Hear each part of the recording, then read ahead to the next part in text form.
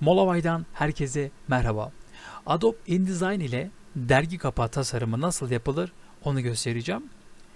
Bugün sıfırdan bir dergi kapağı tasarım yapacağız arkadaşlar.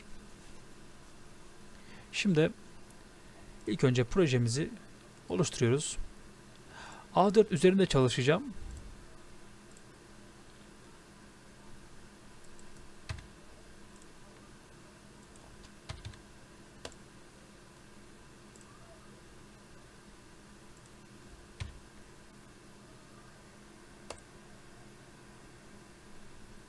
Şunu sıfır yapıyoruz. Inside'ı. Evet.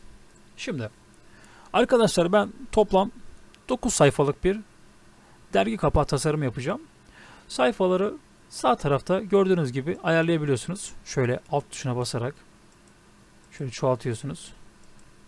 8, 9. Evet. Şu birincisi bizim kapağımızın ön sayfası oluyor arkadaşlar. Şunlar da arka kısımları tabii ki.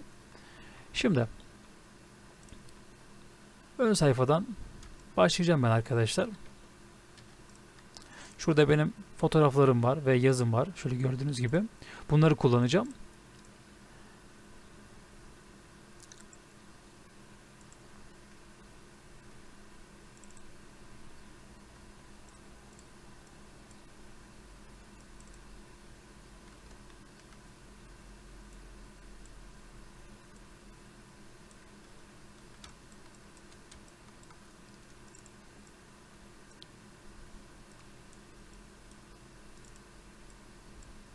Şimdi fotoğrafı tam ekran yapmayacağım arkadaşlar. Yarım yapacağım.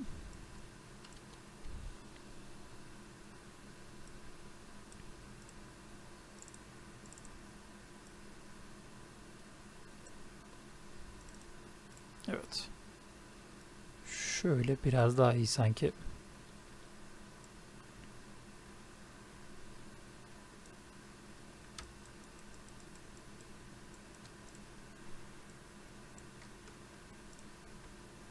Evet. Şimdi bir başlık atalım isterseniz.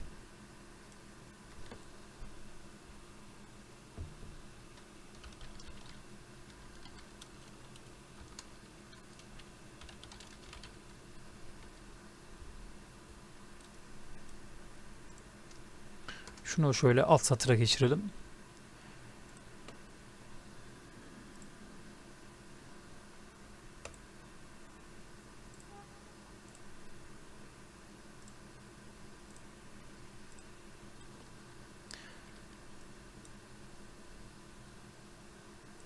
Şu üsttekini italik yapalım.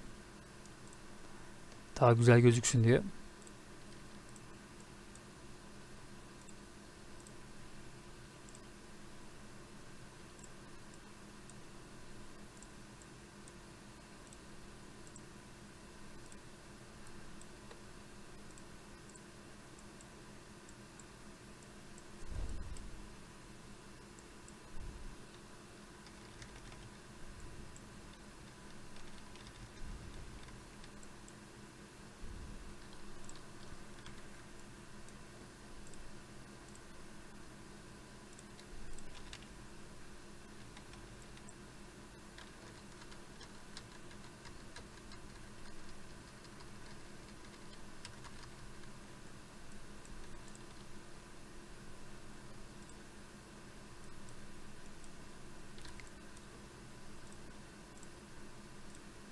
Şimdi arkadaşlar böyle bir şey tasarlarken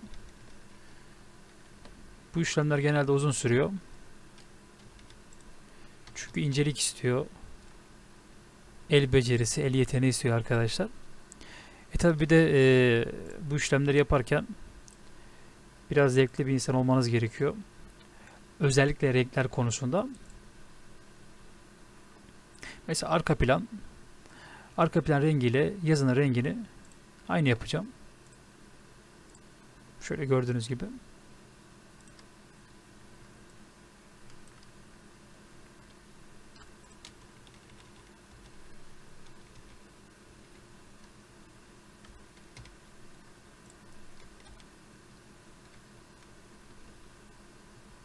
Evet.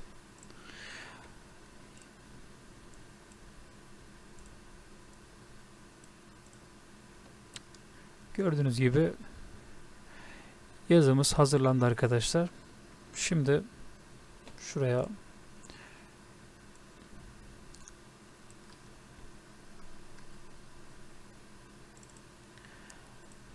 beyaz olsun.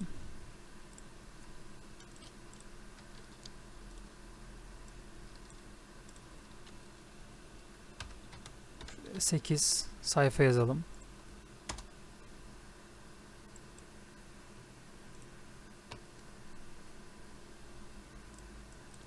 Sekizi büyütelim arkadaşlar.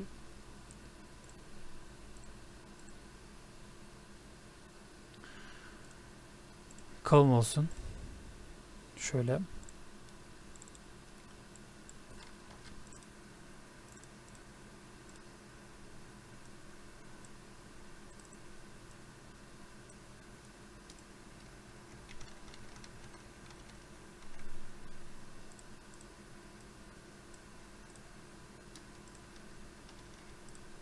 Evet.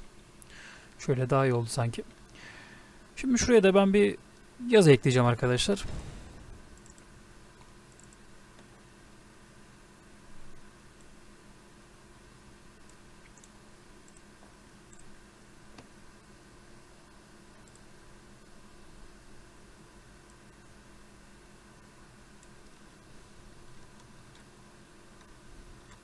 Hepsini seçiyorum. Yazımın rengi beyaz olsun. Şöyle gördüğünüz gibi. Şuradaki G'yi sadece büyük yapacağım.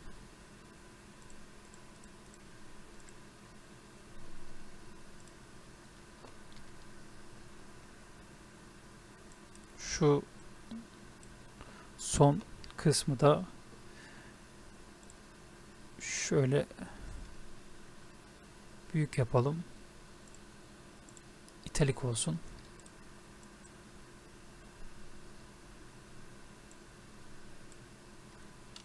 Evet. Burası da tamam. Şu yan tarafa tekrardan aynı şekilde yazı ekleyeceğim.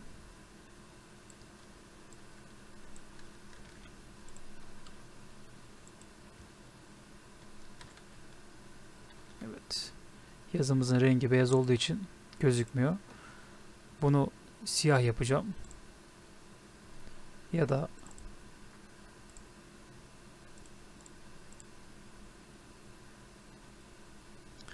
böyle daha iyi sanki arkadaşlar.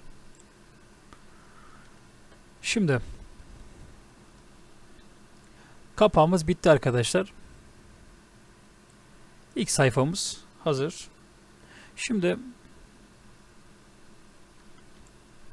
ikinci sayfamıza gelelim şöyle.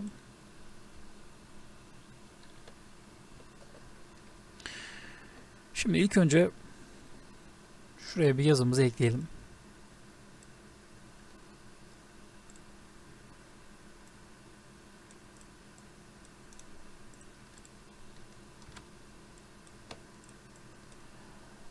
Bunu bold yapalım.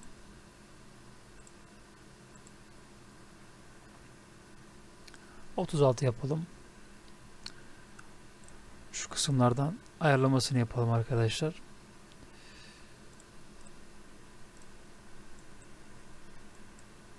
Evet.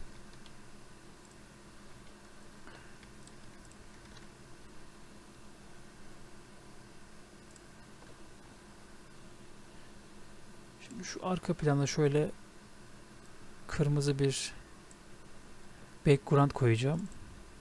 Şöyle koyu kırmızı.